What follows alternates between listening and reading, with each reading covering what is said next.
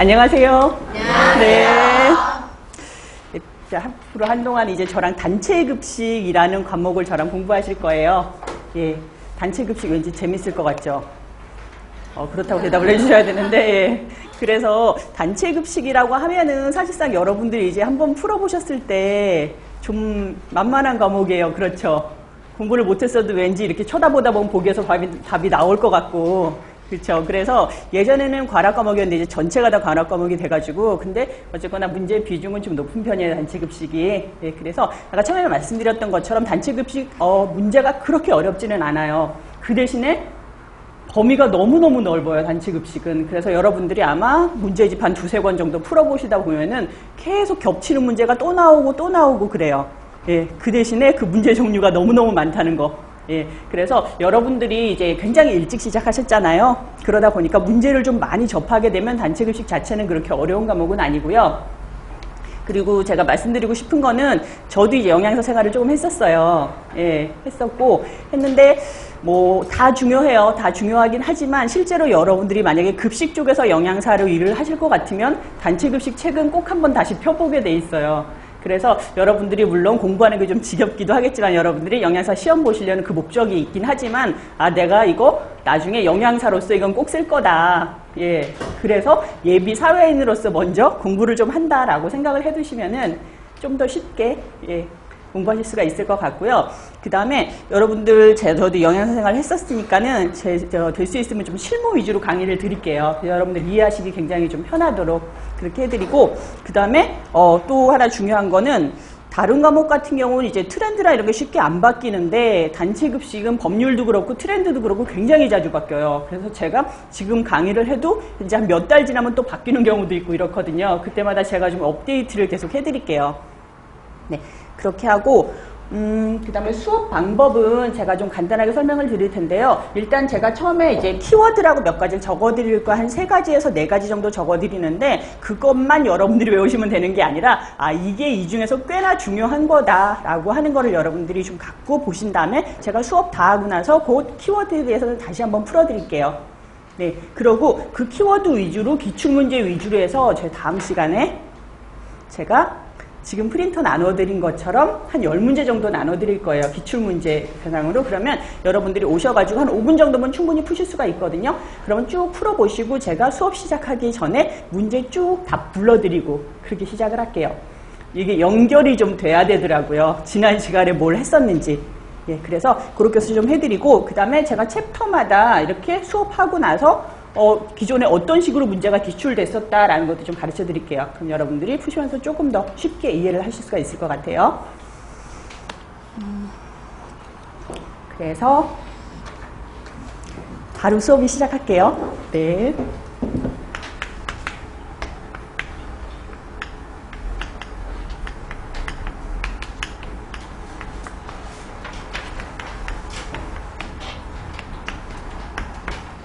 일단 단체 급식이 무엇인지, 그 다음에 단체 급식을 왜 하는지 목적에 대해서 하고요. 그 다음에 단체 급식의 문제점.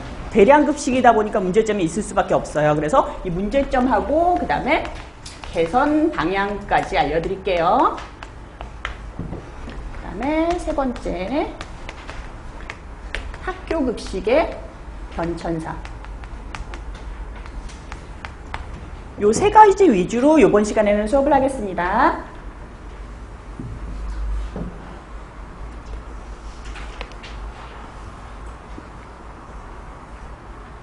보셨죠? 예, 수업 나갈게요. 네, 그래서 처음에 보면은 일장 급식 관리하고 나와요. 그렇죠? 그래서 제가 급식 저랑 수업 앞으로 나가게 될 거 급식 관리부터 시작을 해가지고 간단하게만 좀 정리를 해드릴 텐데 이걸 왜 정리를 해드리냐면 여러분들이 제가 뭐라고 그랬어요? 단체 급식의 범위가 너무너무 넓다고 그랬어요. 그래서 머릿속을 좀 정리해가지고 챕터별로 하시다 보면 좀 구분이 되거든요. 그래서 일단은 급식 관리라는 파트가 있어요. 이거는 뭐냐면 저희가 예전에 생각했었던 정말 좁은 의미의 단체 급식. 메뉴 짜고 식사 나가고 그 다음에 배식하고 이러는 거. 좁은 의미의 단체 급식을 우리가 급식 관리라고 불러요. 이때 우리가 뭐 수요 예측한다, 몇 명이 먹을 것이냐, 뭐 메뉴 짜고 구매하고 이런 것들이 다 급식 관리에 들어가요. 그 다음에 두 번째 파트가 뭐냐면 구매관리인데, 구매관리가 사실은 급식관리 안에 들어가 있어요. 왜냐하면 우리가 수요 예측하고 나서 그 다음 메뉴 짜고 나서 구매를 해야 되거든요. 근데 구매관리를 제가 왜 따로 하나를 뽑았냐면은 구매관리에서 문제가 워낙에 많이 나와요. 그래서 구매관리는 하나 따로 뭉쳐가지고 여러분들이 알아두시는 게 좋고요. 그 다음에 급식 경영이라는 게 있어요. 예전에는 그냥 영양사라고 했었는데 요즘 혹시 여러분들 선배들 보면은 이제 일하시면서 지점장이라든지 매니저라든지 이렇게 불리잖아요. 급식도 경영이고 본인이 하나의 그 경영을 하기 때문에 그래요. 그래서 급식 경영이 굉장히 중요해졌다는 거죠. 사람 어떻게 다룰 것인지, 내가 어떻게 인사관리 할 것인지 이런 것들이 급식 경영에 나와요. 그 다음에 네 번째가 인사관리. 굉장히 힘들어요, 인사관리는. 가서 내가 조리원, 조리사도 다 관리하고 이 사람들 어떻게 하면 열심히 일하게 할 것인지 내가 리더십을 발휘해야 되고 이런 게 인사관리거든요. 그래서 인사관리 시간에 배울 건데 이 네 가지로 제가 나눠드린 거는 여러분들이 이제 50문제가 나오잖아요. 3교시에. 그러면 이게 거의 이제 25% 정도의 확률로 문제가 나왔었어요, 지금까지는. 네, 근데 요즘 이 부분이 점점 더 커지고 있죠. 예전에는 이 부분이 거의 50% 이상 나왔었거든요. 근데 요즘에는 이제 급식 경영하고 인사관리 쪽이 좀 커지고 있고, 여러분들이 실제로 학교에서 배울 때 급식 경영이나 인사관리는 그렇게 많이 안 배우셨어요. 근데 이게 문제 나오게 되니까 공부를 안 하고 그냥 급식관리, 이제 단순히 단체 급식만 공부하신 분들은 이런 부분에서 많이 틀리시더라고요. 그래서 이 부분을 여러분들이 조금 처음 접하시는 분들도 잘 배워두셔야 될 것 같아요. 그리고 아까 말씀드렸던 것처럼 이 부분은 또 문제도 쉽고 그래요. 네, 그래서 요거는 제가 문제 나오는 거 위주로 좀 많이 짚어드리고요. 저랑 일단 급식관리부터 좀 시작을 할게요.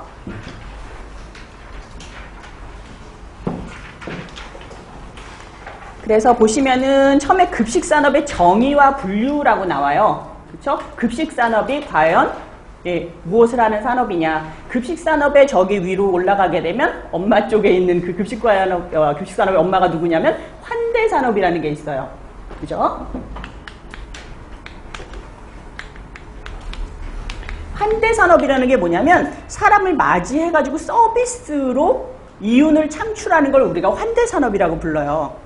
그래서 여기에 해당하는 것들이 뭐가 있냐면은 우리가 서비스하면 딱 생각나는 호텔이라든가 아니면은 관광산업이라든가 급식산업 이런 것들이 전부 다 환대산업에 들어가거든요. 그래서 이렇게 뻗어져 나오는 것이 뭐 관광업, 호텔업, 급식업, 외식업 이런 것들이 다 환대산업에 들어간다는 거죠. 그래서 우리가 이 위치에 있는 급식에 대해서 배울 거예요.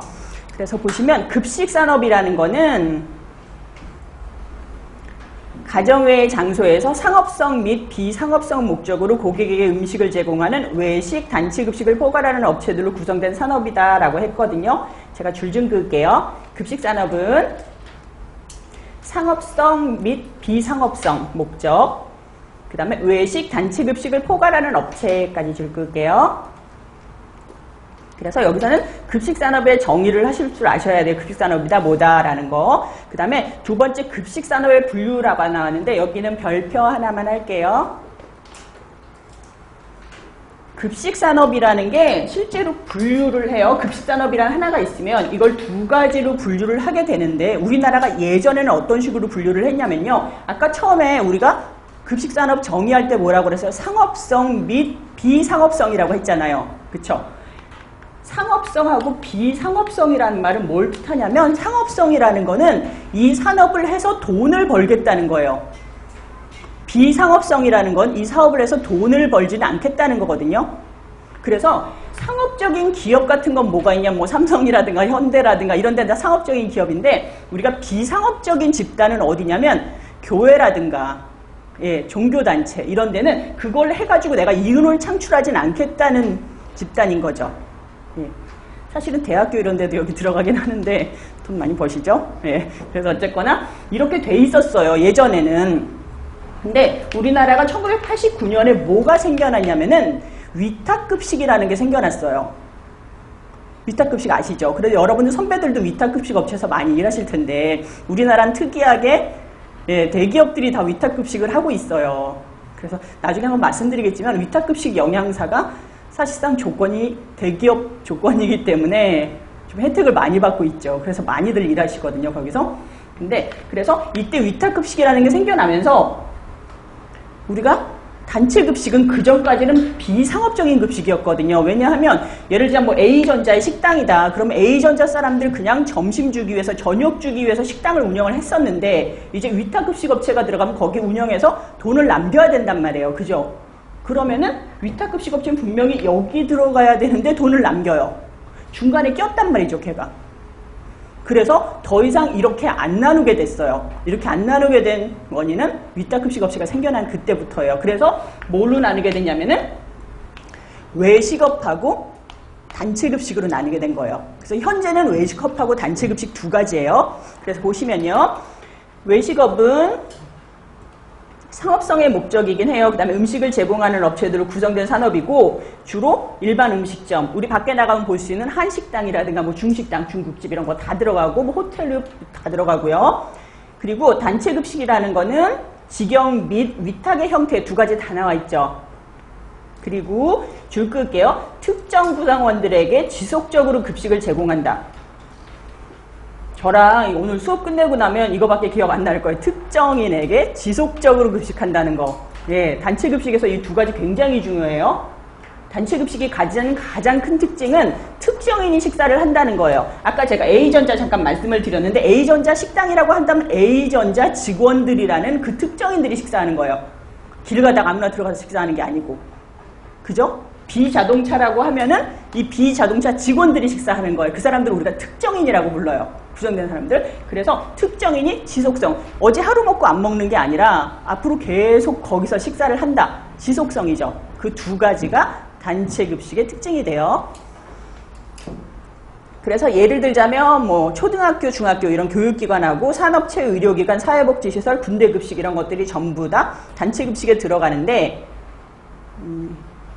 여기서 그러면 제가 한 조금 있으면 정리 하나만 해드릴게요.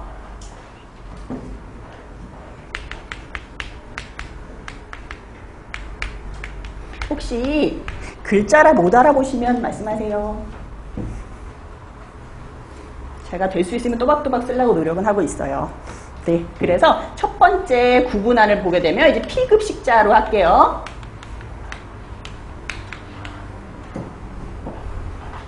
피급식자가 뭐예요? 밥 먹는 사람. 예, 급식자는 우리 같은 사람, 급식하는 사람, 영양사, 조리사, 조리원 이런 사람들 급식자라고 부르고 피급식자는 급식을 당하는 사람들 맞아요. 밥 먹는 사람들 피급식자라고 그러는데 이 사람들이 특정인이다 불특정인이다 단체 급식은 특정인이 식사를 하더라. 하지만 외식은 길 가다가 누가 먹을 수도 있고 전주에 저기 식당 있으면 서울에서 내가 내려가도 먹을 수가 있고 그쵸? 그래서 우리가 그걸 불특정인이라고 불러요. 제가 나중에 말씀 한 번 더 드리겠지만 이제 단체 급식 하실 때는 여러분들이 좀 모두가 공감할 수 있는 정말 얕게 문제를 푸셔야 되는데 제가 이거 그때 설명하다 보니까는 어떤 분이 저기 나주 지역에 곰탕집이 너무 맛있어가지고 맨날 그 사람이 가서 먹더라라고 하시면은 그런 건 해당이 안 되는 거예요. 그죠? 정말 일반적인 거 얘기하는 거예요. 그죠? 특정인. 그리고 지속성 한번 볼게요. 단체 급식은 지속성이 있어요. 그죠? 계속 거기서 식사를 하게 되는 거죠. 하지만 외식은 예, 지속성이 없죠. 예, 그러면은 메뉴 한번 볼게요. 메뉴는 저랑 다시 배울 거긴 하지만 제가 여기서 한번 그냥 짚어만 드릴게요. 메뉴에는 크게 두 가지가 있는데 하나는 변동 메뉴고요. 그건 뭐냐면 메뉴가 맨날 바뀌는 거. 그 다음에 하나는 고정 메뉴예요. 메뉴가 안 바뀌는 거. 그러면은 단체 급식이 변동 메뉴일까요? 고정 메뉴일까요? 변동 메뉴잖아요. 그죠? 고정 메뉴 나왔다면 큰일 나요. 영양사 뭐 하냐고 이러면서 막 식판 날라고 이런단 말이에요. 그 다음에 외식은 고정 메뉴죠. 정해져 있어요. 그 다음에 가격 한번 볼까요? 가격 같은 경우는 단체 급식은 예, 한 가지인 경우가 더 많아요. 그죠? 단일 가격이에요. 어떤 식당에 들어가요. 만약에 A 코스, B 코스로 나누어져 있어도 웬만하면 둘 다 가격이 똑같죠. 같은 가격 내고 코스별로 먹는 건데 반면에 외식 같은 경우는 메뉴마다 가격이 다 다르죠. 예, 그래서 요거는 메뉴가 다양하다라고 해주시면 돼요. 그 다음에 마지막으로 하나만 더 할게요. 안 보이시죠? 위에다 쓸게요. 예.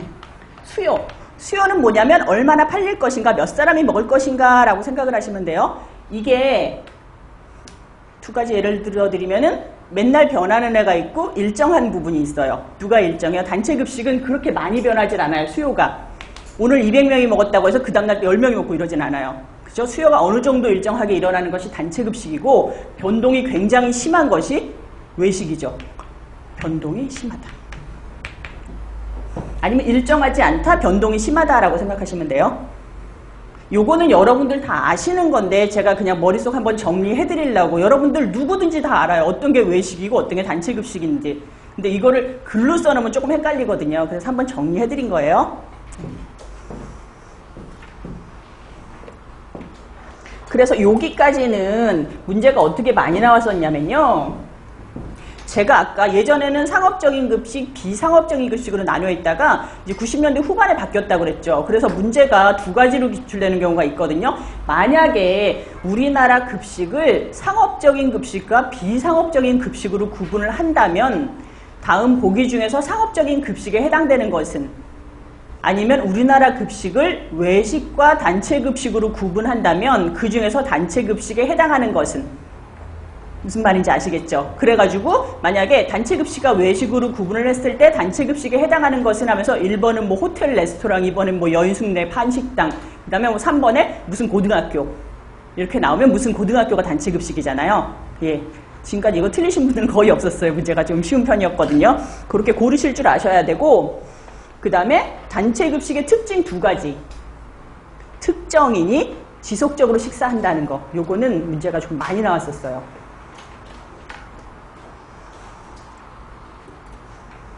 그 다음에 이제 급식산업의 최신 경향 할게요.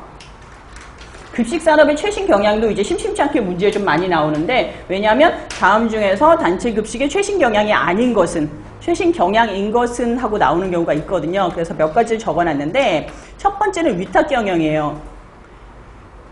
예전에는 직영으로 운영하는 업장이 많았지만 이제는 위탁으로 운영하는 업장이 더 많아졌어요. 이제 50%를 넘어섰거든요. 그리고 만약에 미국이나 이렇게 일본의 사례를 보게 되면은 거기는 우리나라보다 단체 급식을 거의 100년 이상 일찍 시작을 했는데 위탁 시장이 정말 많아요. 그래서 우리나라도 앞으로도 위탁 시장이 계속 커져가지 않을까라고 생각을 하는 거죠. 그 다음에 프랜차이징이라고 했는데 이건 뭐냐면 브랜드가 들어왔다는 뜻이에요. 단체 급식에. 그래서 여러분들도 만약에 대학교 안에 스타벅스 들어와 있고 피자헛 들어와 있고 이러잖아요. 외국은 아예 이런 오피스에도 피자헛이 들어와 있어요. 거기가 직원 식당이에요. 네, 그런 식으로 우리나라도 이렇게 같이 맺어서 뭐 김간에 김밥이 들어와 있다거나 뭐 안달 떡볶이가 들어와 있다거나 그런 식으로 이제 프랜차이즈화가 되기 시작했다는 거고요. 그 다음에 사업 다각화 같은 경우는 예전에는 단순하게 그냥 식당만 운영을 했었는데 커피숍도 하고 그 다음에 보면은 뭐 편의점 같은 데 가서도 볼 수가 있고 그렇다는 거죠. 사업이 다각화됐다는 거고, 그 다음에 케이터링 서비스 같은 경우는 이제 날라다 주는 거. 음식을 만들어서 주방이 없는데도 우리가 음식을 날라주는 거. 케이터링 서비스 여러분들이 가장 쉽게 볼 수가 있는 게 웨딩 같은 거 할 때나 아니면 집들이 같은 거 할 때도 날라다주죠. 그런 게 케이터링 서비스예요. 그 다음에 프리미엄 급식이라고 그러는데 프리미엄 급식은 뭐냐면 2000년 이제 중반쯤에 생겨났는데 급식 자체가 단가가 너무너무 낮아요. 그죠? 외식 같은 경우는 짜장면 뭐 1,000원 하다가 지금 4,000원, 5,000원 하는데 급식은 여전히 2,000원 하던 게 3,000원이거든요. 그러다 보니까는 프리미엄 급식은 급식 중에서도 프리미엄급 괜찮은 거 해서 2000년 중반에 5,000원 이상 되는 급식을 프리미엄 급식이라고 불렀었어요. 근데 요즘은 5,000원 넘는 급식이 꽤 많거든요. 그러다 보니까 그냥 좋은 급식을 이제 좀 약간 웰빙 바람 타는 거를 프리미엄 급식이라고 하고, 그 다음에 친환경 이건 당연한 거고, 그 다음에 IT하고 웰빙하고도 접목되고요. 그래서 예전에는 이제 영양사가 메뉴를 짜가지고 주간 메뉴를 짜가지고 이쁘게 출력을 해가지고 식당 입구에다 붙여놨단 말이에요. 요즘은 다 스마트폰으로 봐요. 그래서 오늘 직원 식당 메뉴가 뭐냐. 그래서 정말 영양사 메뉴를 쉽게 심판을 당해요. 사람들이 예전에는 밑에까지 내려와서 메뉴 한번 보고 이거 맛이 없을 것 같은데 들어갈까 말까 여기까지 내려왔으니까 먹자 했는데 요즘은 그냥 사무실에서 이거 메뉴 보고 안 내려와요. 딴 데로 가는 거죠. 그래서 경쟁도 굉장히 심해졌고, 그 다음에 수요 예측하는 거, 몇 명이 먹을까 예측하는 것도 너무 힘들어졌어요. 그리고 거기다가 이렇게 간단하게 해가지고 SNS 올리는 식으로 해서 이렇게 트위터나 이런 걸 영양사들이 다 관리하거든요. 무지하게 올라, 밥 먹고 나면. 오늘 짜더라, 맛이 없더라, 이걸 온 세상에다 다 공개를 하고 있어요. 메뉴 찍어가지고. 오늘 뭐 바퀴벌레 반마리가 나왔느니 이러면서, 우리 영양사가 누구니 이러면서. 네, 그래서 IT 쪽에 조심하셔야 돼요. 네. 그 다음에 가정식사 대체품이라고 HMR이라는 게 있는데, 이거 많이 들어보셨죠? 홈밀 리플레이스먼트라고. 이거를 단체 급식에서도 적용을 해요. 이거 굉장히 잘 돼 있는 데가 일본 같은 데 굉장히 잘 돼 있는데, 홈밀 리플레이스먼트가 뭐예요? 예전에 예를 들자면 된장찌개 같은 거 재료를 두부 반쯤 잘라놓고, 예, 그 다음에 당근 같은 거 다 잘라놓고 해가지고 그대로 물 부어서 된장만 넣어서 끓이면 되는 것이 예전에 많이 나왔던 제품이라면, 이 가정식사 대체품은 끓여 나와요. 그래서 내가 전자레인지 한번 돌려서 먹으면 되게. 예, 그런 거 이제 많이 유행해요. 그래서 여기는 문제 유형, 아까 처음에 제가 서두에 말씀드렸어요. 단체급식의 경향이 아닌 것은 맞는 것은 물어보는 경우가 많은데, 지금까지 나왔던 거는 그렇게 까다롭게는 안 나왔어요. 누구든지 풀 수 있게. 예를 들자면은 한 번은 요즘은 단체급식에서 이런 서비스나 이런 게 너무 중요해지다 보니까 위생은 사실 별로 중요하지 않게 됐다. 이건 말도 안 되잖아요. 이게 틀린 문제였었고요. 그 다음에 이렇게 단체급식이 발달을 하면서 상업적인 급식, 비상업적인 급식이 점점 뚜렷해지더라. 이것도 틀린 답이었어요. 예, 그런 식으로 문제가 지금까지 나왔었거든요. 그리고 나머지는 뭐 위생이 굉장히 중요해졌다든지, 아니면 메뉴가 점점 중요해져서 사람들이 단수 메뉴 말고 이제 복수 이상의 메뉴를 하더라. 이런 건 당연한 거 나왔던 거거든요. 그래서 이러한 게 나왔었고, 속도 너무 안 빠르죠? 네. 제가 딱 보면 성격 급해 보이죠? 말 빨라질 수 있거든요. 스톱을 외치세요. 네, 제가 그 순간 좀 천천히 해드릴게요. 네, 그래서 그 다음에 단체급식의 정의하고 목적 나와요. 근데 우리가 위에서 단체급식 정의 이미 했어요. 네, 뭐라고? 특정인이 지속적으로 식사를 한다라고 얘기를 했거든요. 예, 그걸 이미 배웠기 때문에 그거 대상으로 볼게요. 기숙사, 학교, 병원, 산업체 등에서 특정한 사람들을 대상으로 지속적으로 음식을 공급한다. 이것이 단체급식인데, 뭐 법규 같은 거 배워서 아시겠지만 법규가 사실상 정의를 그렇게 빨리 따라가진 않아요. 그래서 아직까지 식품위생법에 집단급식소라는 정의가 있거든요. 그래서 만약에 식품위생법에서 집단급식소의 정의를 얘기하라라고 하시면은 여러분들이 어떻게 하셔야 되냐면은 1번 영리를 목적으로 아니하며란 말이 들어가야 돼요. 그 다음에 2번 특정 다수, 3번 지속성, 계속하여, 요 세 가지가 들어가야 돼요. 그래서 문제가 그냥 단체급식이란 무엇인가 라고 나오면 영리를 목적으로 하지 않는다라는 말이 안 들어가도 되지만, 식품위생법에서 집단급식소의 정의를 말하라 라고 하면은 영리를 목적으로 하지 않는다도 들어가야 돼요. 이해하시겠죠? 네, 그래서 이런 대통령령으로 정하는 시설을 말한다 라고 했고요. 이해되시나요? 두 가지로 알아두세요. 단체급식, 그 다음에 식품위생법에서 말하는 집단급식소의 정의. 네, 그래서 그 다음 장 넘길게요. 그 다음에 식품위생법 시행령 제2조에 의하면 집단급식소는 1회 몇 명이다? 50명에 동그라미 할게요. 1회 50명 이상에게 식사를 제공하는 급식소다. 1회 50명 이상. 이런 문제 나오면 얼마나 좋겠어요. 그죠? 1회 50명. 네.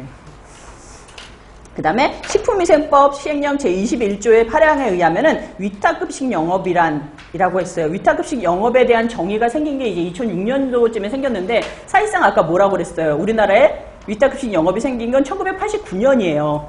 그러니까 법적으로는 굉장히 늦게 따라왔어요, 이게. 그래서 위탁급식 영업이란 집단급식소를 설치, 운영하는 자와의 계약에 따라서 그 집단급식소에서 음식류를 조리하여 제공하는 영업이다라고 했죠. 자, 그래서 여기서는 식품위생법에서의 집단급식소 정의 알아두셔야 되고요. 그 다음에 단체급식의 정의 다시 한번 짚어주시고요. 그 다음에 혹시라도 문제가 다음 중에서 보기 중에서 집단급식소에 포함되지 않는 것은 이라고 하면은 뭐 한식당이라든가 중식당이라든가 이런 거 나올 수 있으니까 그거는 구분해서 알아두시면 돼요. 그 다음에 이제 우리 여기까지 하고 있어요. 정의 이제 목적 할 거예요. 목적은 제가 별표 2개만 할게요. 여러분들 왜 시험 문제 같은 거 푸시다가 1번 안 풀리면 가슴이 답답하면서 자꾸 1번이 머릿속에 남아가지고 뒤로 가도 1번밖에 생각 안 나고 이러잖아요. 만약에 1번이 여기서 나온다면 이 목적일 거예요. 예, 목적 문제는 지금까지 많이 나왔었어요. 단체 급식을 왜 하느냐 과연. 예, 목적인데 목적은 두 가지로 알아두셔야 돼요. 하나는 뭐냐면 공통의 목적이고 두 번째는 고유의 목적인데 저랑 나중에 단체 급식 유형별로 구분할 거예요. 구분을 할 건데 구분하는 방법에는 여러 가지가 있거든요. 우리가 급식 체계에 따라서 구분하는 것도 있고 직영이냐 운영 형태에 따라서 구분하는 것도 있는데 우리나라에서 단체 급식을 구분하는 가장 쉬운 거는 뭐냐면은 뭘 것 같아요? 식사하는 사람에 따라 구분하는 거예요. 내가 초등학교에서 영양사를 하고 있으면 초등학교 급식이에요. 그거는. 내가 대학교에서 급식을 하고 있으면 나는 대학교 급식을 하고 있는 거예요. 중고등학교는 중고등학교 급식. 그 다음에 내가 공장에서 급식해요. 공장 급식이에요. 병원에서 급식해요. 나는 병원 급식하고 있어요. 무슨 말인지 아시겠죠? 식사하는 사람에 따라서 왜냐하면 특징이 있잖아요. 그래서 그렇게 구분을 하는데 그래서 예를 들어 아까 뭐라고 했나요? 제가 산업체가 있어요. 급식 중에는. 이거 적으실 필요 없어요. 산업체 중에서는 두 가지가 있는데 공장이 있어요. 우리들이 얘기하는 블루칼라. 공장에서 급식하는 거. 그 다음에 화이트 칼라 있죠. 그죠? 우리가 오피스라고 불러요. 오피스 급식. 화이트 칼라 급식이 있고요. 그 다음에 병원도 있어요. 학교도 있어요. 학교도 새끼치죠. 초등학교, 중고등학교, 대학교. 네, 있고 그 다음에 뭐 영유아 시설이라든가 사회복지시설이라든가 이런 급식들이 있는데 우리가 목적을 두 개로 하는 거는 어디서 급식이 이루어지든지 간에 단체 급식이라는 이유만으로 다 똑같이 갖는 목적이 있을 거예요. 예를 들자면 뭐 건강을 유지하고 뭐 이런다는 거. 하지만 고유의 목적이라는 건 뭐냐면 산업체만 갖는 목적이 있어요. 병원만 갖는 목적이 있고요. 그래서 여러분들이 그 고유의 목적은 따로 외워놔야 돼요.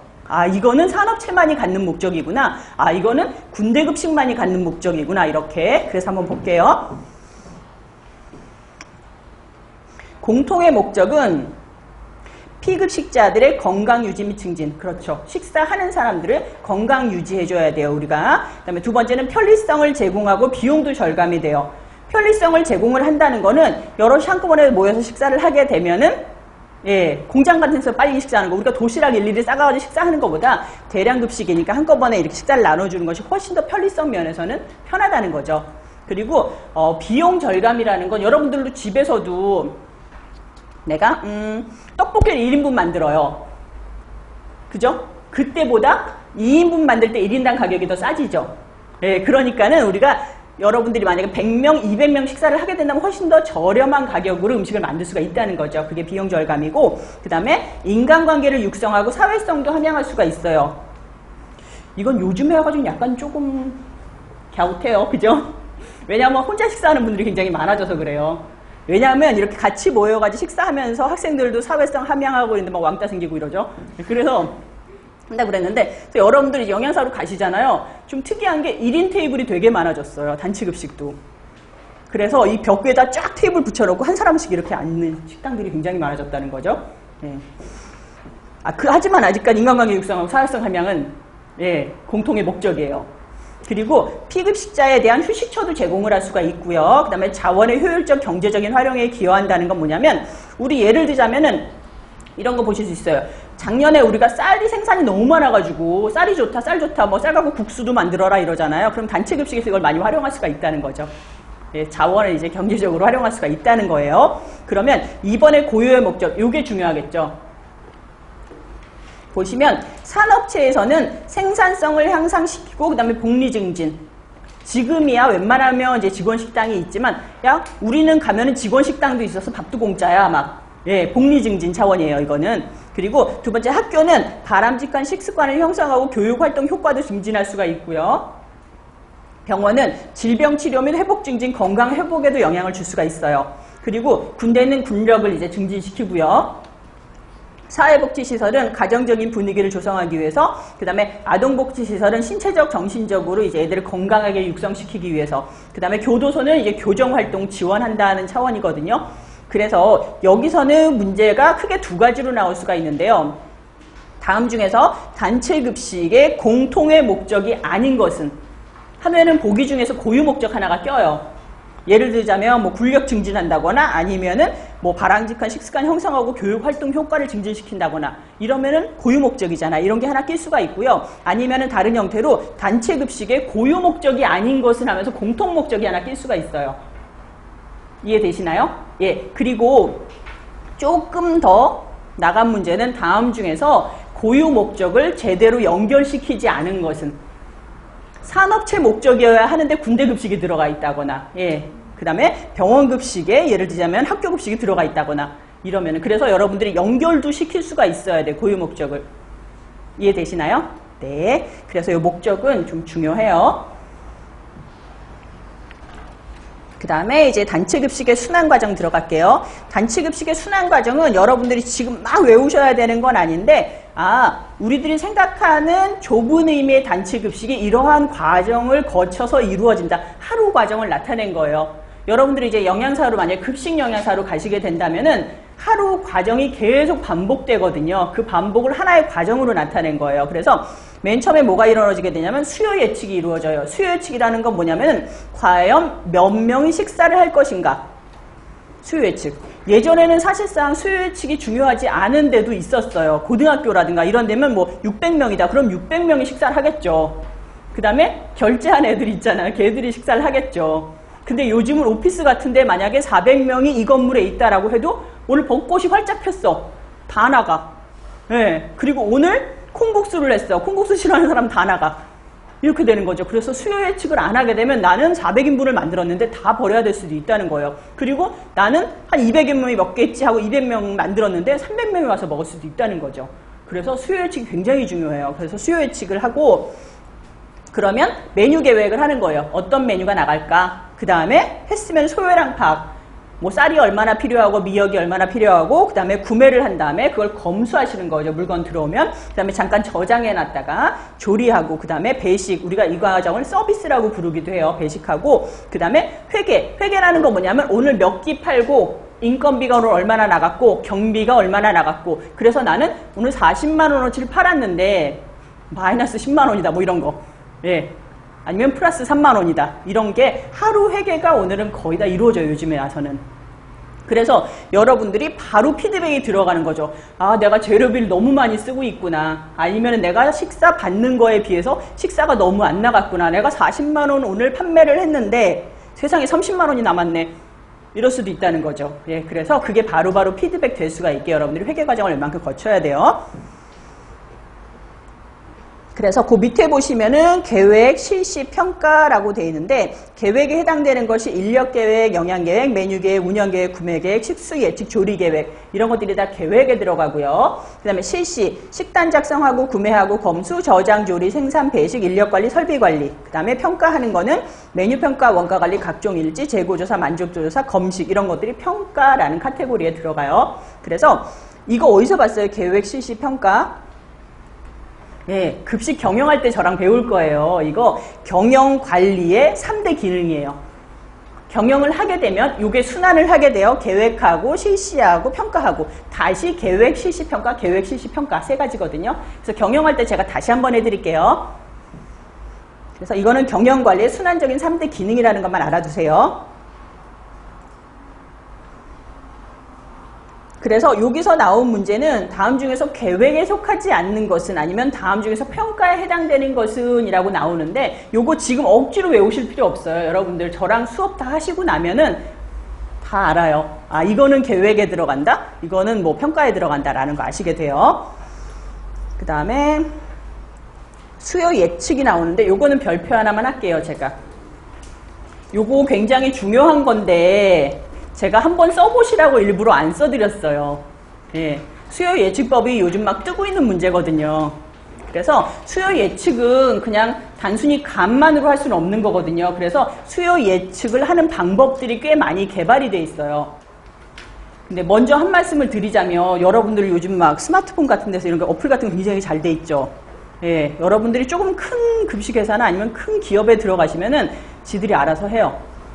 영양사가 컴퓨터만 키면 자기가 알아서 해줘요.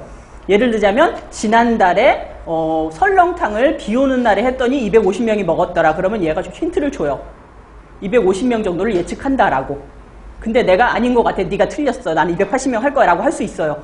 할 수 있는데 그런 힌트나 이런 분석 같은 걸 다 알아서 해준다는 거죠. 그렇긴 하지만 그 분석이 어떻게 이루어지는지는 아셔야 되니까 여러분들이 요 세 가지 방법을 많이 사용해요. 수요 예측에 있어서는 시계열 분석법, 그 다음에 인과형 예측법, 그 다음에 정성적인 예측법이 있어요. 첫 번째 시계열 분석이라고 하면 시자가 들어갔어요. 시간이. 대충 아시겠죠? 이거는 뭐냐면 시간의 경과에 따른 시간이 지나는 거 보고 경과에 따른 숫자의 변화로 시간의 경과에 따른 숫자의 변화로 경향을 분석하는 거예요. 경향을 분석한다. 무슨 말이냐면은 만약에 내가 지금 식당을 운영을 하고 있어요. 이거는 시간이에요. 날짜예요. 날짜가 되고 이게 식수예요. 근데 보니까 내가 식수를 쭉 기록을 했는데 보니까 식수가 여기서부터 시작해가지고 계속 이렇게 되고 있어. 그러면 나는 요 시점에서 내가 다시 수요 예측을 해야 돼. 어제보다 많이 잡겠어요? 적게 잡겠어요? 제정신이 많이 잡겠죠. 그죠? 이런 게 시계열 분석이에요. 시간의 변화에 따라서 내가 그 추이를 보고 이 정도 잡겠구나라는 거죠. 그래서 시계열 분석법은 우리가 시간의 추이에 따라서 예측을 하는 건데 여기는 뭐가 있냐면요. 추세 변동이라는 게 있어요. 추세. 무슨 추세 많이 얘기 쓰시죠? 추세 변동. 그래서 추세 변동이라는 건 뭐냐면은 말 그대로 우리가 그냥 단순한 시간의 변화를 보는 거예요. 아까 제가 여기서 말씀드렸죠. 그냥 단적으로 제가 예를 들어 드릴게요. 월요일 날 120명이 왔어요. 화요일 날 110명이 오고요. 수요일 날 100명이 왔어요. 목요일 날 90명이 오고요. 금요일 날 내가 몇 명을 예측할 것인가 라고 하면은 80명 예측할 거 아니에요. 이게 우리가 추세 변동이에요. 추세에 따라서 우리가 방향을 잡는 거고, 그 다음에 두 번째가 순환 변동이에요. 순환을 한다는 거는 한 바퀴 돈다는 얘기거든요. 그렇죠? 예. 그래서 어떠한 사이클을 두고 그 순환을 계속 하는 거예요. 가장 쉬운 예를 들어 드릴게요. 월요일부터 금요일까지 월, 화, 수, 목, 금 중에서 어느 날 식수가 가장 높을 것 같아요? 월요일이 가장 높아요. 금요일 되면은 내일 주말이다 이러고 다 뛰쳐나간단 말이에요. 예, 그래서 점점 약간 살짝 줄어들다가 월요일 되면 다시 늘어나고 이게 순환 변동이에요. 이런 거 계속 따라간다는 거죠. 그 다음에 약간 우리가 인과형 예측법이랑도 약간 좀 합쳐지는데 여러분들이 오피스나 공장에서 만약에 일을 하시다 보면은 식수가 가장 많지는 않아요. 어쩌다가 특기일 수도 있는데 좀 제일 많다 싶은 날이 언제냐면 24일이에요. 예, 월급날 전날이에요. 이날은 다 식당 가서 먹을 돈이 없어가지고. 그리고 25일 날은 다 뛰어나간단 말이에요. 그래서 여기서도 이렇게 점점 줄어드는 그러한 걸 따라가게 돼. 이게 순환 변동이에요. 이해되시죠? 근데 이거는 이따가 말씀드린 인과형 예측법하고도 약간 겹치긴 해요. 그 다음에 세 번째가 계절 변동이에요. 계절 변동은 여러분들 다 아시겠죠? 예, 계절에 따라서 변동을 하게 되는 건데 쉽게 예를 들어 드리자면 여러분들이 단체급식을 운영을 해요. 겨울이 사람들이 많이 올 것 같아요? 여름이 많이 올 것 같아요? 겨울이 많이 와요. 나가기 귀찮잖아요. 춥고. 여름에 전부 밖에 나가시죠. 예, 그런 게 계절 변동이에요. 요 세 가지 이해되세요? 요게 시계열 분석법이고요. 그 다음에 인과형 예측법이라는 건 뭐냐면 원인과 결과가 있다는 뜻이에요. 그러면 원인에 따라서 결과가 나오는 거죠. 오늘 비가 너무너무 많이 와요. 천둥치고 난리가 났어요. 식당에 사람들이 많을까요? 많아요. 예, 그러한 원인이 있으면 결과가 있는 거다라는 거. 이런 것이 인과형 예측법이에요. 그래서 식수에 영향을 주는 요인에 따라 예측을 하시는 거예요.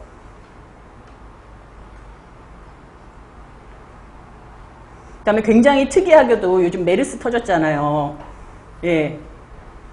메르스가 터졌어요. 식수가 늘어났을 것 같아요? 줄어들었을 것 같아요? 줄어들었어요. 예, 사람들이 사람 모인 장소 안 오려고 그래요.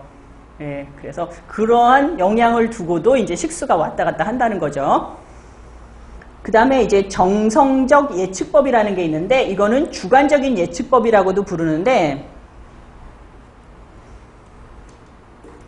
우리 속된 말로 이제 영양사의 짬밥이에요. 예. 이거는 뭐냐면 전문가의 예측이에요.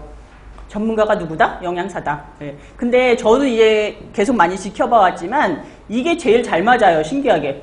아무리 분석을 하고 머리를 굴리고 컴퓨터를 쳐다봐도 영양사가 예측하는 게 이상하게 딱 맞아요. 아, 오늘은 설렁탕 120분, 그 다음에 오늘은 여기 한식 돈가스 같은 경우는 100인분 하면은 그게 더 맞아요. 아무리 예측한 것보다. 그게 되게 신기하더라고요. 그래서 이 영양사들 그게 무시 못한다는 게 이제 전문가가 감을 잡는 게 그게 중요하긴 해요. 네. 그래서 이러한 게 있는데 요즘에 와서는 이제 수요 예측법에는 어떤 것이 있느냐 요 문제를 좀 넘어서서 여기 직접 예측하는 것까지 문제가 안 나와요. 근데 거기에 해당하는 예측법이 좀 있거든요. 그거 제가 몇 가지만 적어드릴게요. 다음 중에서 수요 예측법 중에서 시계열 분석법이 아닌 것은, 아니면 인과형 예측법인 것은 하고 물어볼 수도 있기 때문에 시계열 분석법에 들어가는 거는 평활법.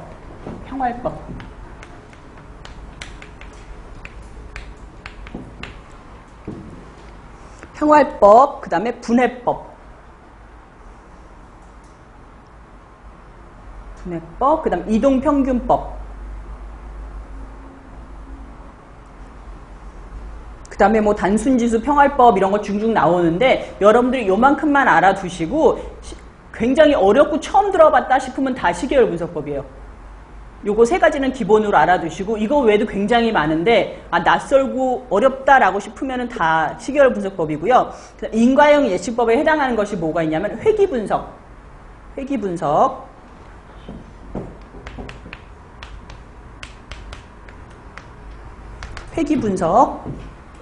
그 다음에 상관관계에 하는 상관분석. 예, 그 다음에 산업연관분석. 이거 그냥 여러분들이 봐도 원인과 결과 이런 느낌 나죠? 들어보시면. 저만 나나요? 예, 어쨌든. 그러고 정성적 예측법에 해당하는 거는 전문가의 판단이잖아요. 그래서 여러분들이 설문조사를 한다거나 아니면 패널을 모아놓고 의견을 듣는다거나 이게 다 여기 들어가요. 그래서 예를 들자면 뭐 패널 조사법, 그 다음에 시장조사법, 그 다음에 앙케이트 하는 방법이 있는데 이걸 우리가 뭐라고 부르냐면 델파이 조사법이라고 불러요.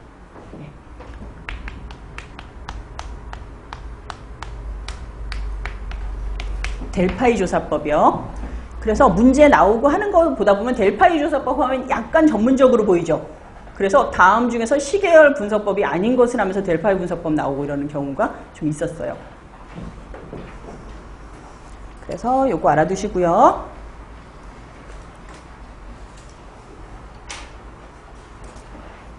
좀 어려운가요? 아직까지는 안 어렵죠. 네. 제가 강요하는 것 같아요. 네, 아니죠. 예, 단체급식의 특징 볼게요. 이제 단체급식 마지막으로 정리하는 차원에서 특징 제가 별표 2개만 할게요. 여러분들 다 지금까지 배운 거 하나로 정리해놨어요. 특정인을 대상으로 지속적으로 급식한다라고 했어요. 그리고 외식업 대비 낮은 식단가예요. 식단가가 외식보다는 낮아요. 그 다음에 대부분 누가? 영양사가 관리자로서 운영한다라고 했어요. 그 다음에 규모가 커요. 그쵸? 뭐 50인분, 50명 아까 집단급식도 얘기는 했지만 대부분 크고, 그 다음에 짧은 시간에 다량의 식사를 공급한다. 보통 12시에서 1시 사이에 막 이루어지잖아요. 그거 우리가 집중배식이라고 불러요. 피크타임 배식이라고 부르거든요. 집중배식. 그 다음에 일반적으로 순환 메뉴가 많아서 메뉴가 날마다 변한다. 그리고 대량 식중독의 위험이 있어서 위생관리가 굉장히 중요해요. 왜냐하면 한 명이 먹는 게 아니라 여러 명이 먹기 때문에 한번 걸렸다 하면 대량 식중독이 되는 거예요. 그리고 작업관리 인력 운영이 체계적으로 이루어진다. 그렇죠. 이런 것이 단체급식의 특징이고요. 그 다음에 단체급식의 문제점하고 개선 방향 할게요. 근데 단체급식이 그냥 봐도 여러분들이 한꺼번에 사람들 모아놓고 밥 먹이는 거니까 문제점이 있을 수밖에 없거든요. 그래서 문제점 몇 가지를 나열을 해봤는데 문제점에 별표 하나만 할게요. 단체 급식은 이러이러한 문제점이 있습니다 라고 하면서 4가지 먼저 줄 거게 영양면, 위생면, 비용면, 심리면. 영양면으로 보면은 만약에 영양가 산출을 잘못할 경우, 그쵸, 잘못할 경우에요. 제대로 하면 괜찮은데 잘못할 경우에는 개인의 이제 체격과 체질에 따라 다를 수밖에 없어요. 왜냐하면 내가 사람들 모아놓고 학생들이 100명이 있어요. 그러면 니네 조금 날씬하고 빼빼 마른 애들이 일로 모여라, 너는 좀 통통한 애들은 일로 모여라 밥 따로 주는 거 아니잖아요. 그렇죠. 그러다 보니까는 개개인에 맞출 수밖에 없기 때문에 영양량이 조금 다를 수도 있다는 거죠. 개인들하고는. 그 다음에 또한 다량 조리 기술이 부족하기 때문에 맛이 저하되거나 기호가 맞지 않아서 사람들이 안 먹는 경우도 있어요.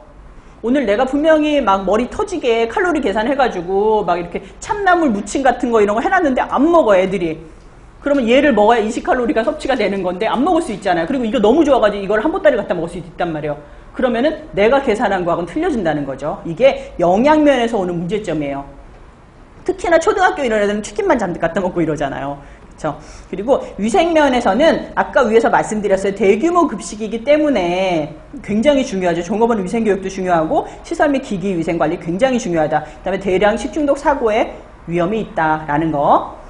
그 다음에 비용면에서 보면은 대부분 급식소가 예산 책정에 여유분을 두지 못한다.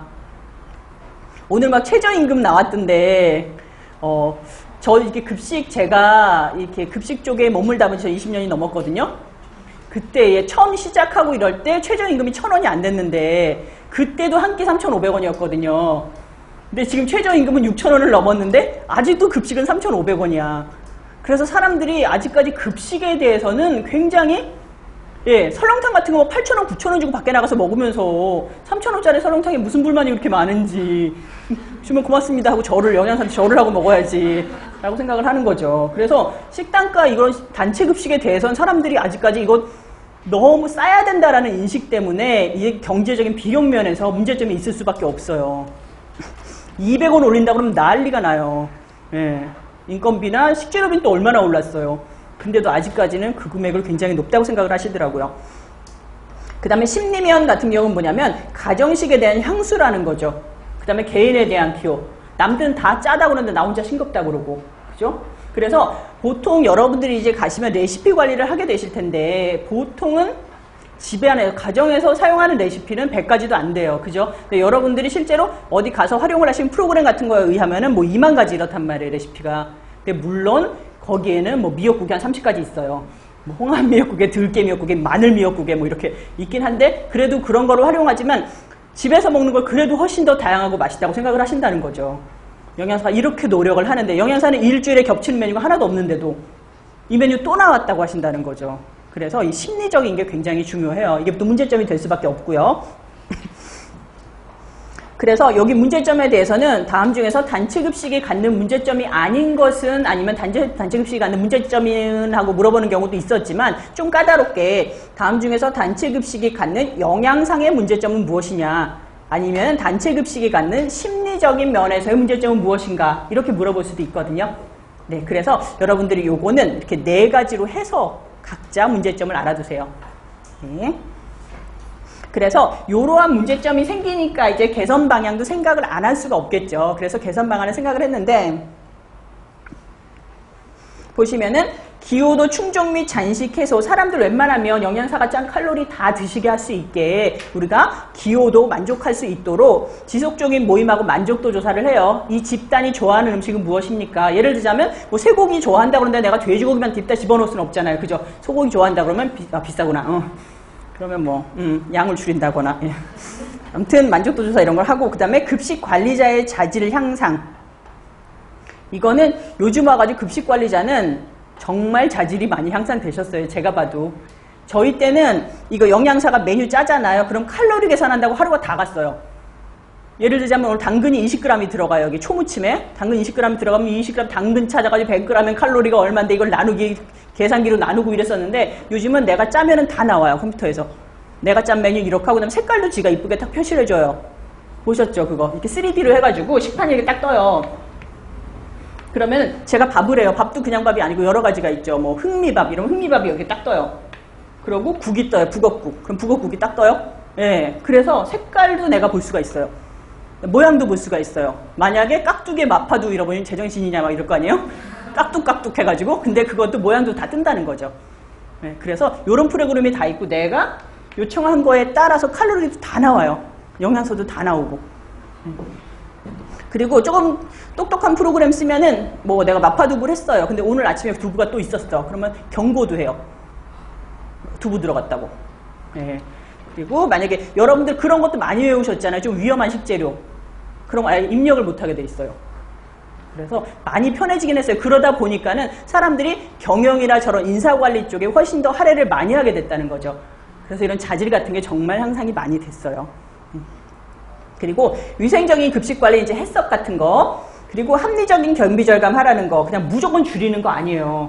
그죠? 가장 쉬운 방법이 이래 100g 주다가 줄이려면 90g 주는 방법이 있잖아요. 근데 그거보다는 내가 계절식품을 쓴다거나 아니면 대량 구매를 한다거나 이런 걸 쓰라는 거고, 합리적인 작업 관리 같은 경우는 작업 분석을 통해서 내가 특별한 이렇게 동선 같은 게 꼬이고 이러면 작업 관리 같은 것도 여러분들이 잘 해주시면 되는 거죠. 이런 거에 따라서 우리가 개선도 되고, 그다음에 시설의 쾌적성을 유지하는 거, 그다음에 경영자를 이해시키는 게 사실은 가장 커요. 사장님한테 가서 3,500원이면 니네 직원들 개밥 먹는다 이러면서 이해를 시켜주는 거죠. 예. 그렇다고 까딱하진 않지만 지속적으로 얘기를 하시는 거예요. 예. 그래서 사실상 그 경영자들이 그렇게 생각을 하시거든요. 3,500원이 뭐 지금 불만 하나도 없는데 무슨 얘기냐 라고 얘기하면 딱 내민이 주신 거 설문조사 지금 만족도 조사가 빵점이다 이러면서. 그래서 이런 거는 영양사가 이렇게 예산 편성받고 이러는 거는 많이 하시거든요. 그래서 이런 이해 부분도 이제 개선 방향에 들어간다라는 거예요. 그래서 요거는 다음 시간에 하고요. 요거 단체급식의 정의하고 목적하면서 뭐 있었어요? 정의는 특정인이 지속성을 갖고 식사한다라고 했고요. 목적은 고유 목적하고 공통 목적 두 가지가 있었고요. 문제점은 우리가 영양면, 심리면, 비용면 등등에서 있었어요. 그 문제점이 있었는데 나름 어떠한 개선 방향을 갖고 노력은 하더라 라는 거를 말씀드렸어요. 예, 다음 시간에 이어서 할게요. 수고하셨습니다. 네.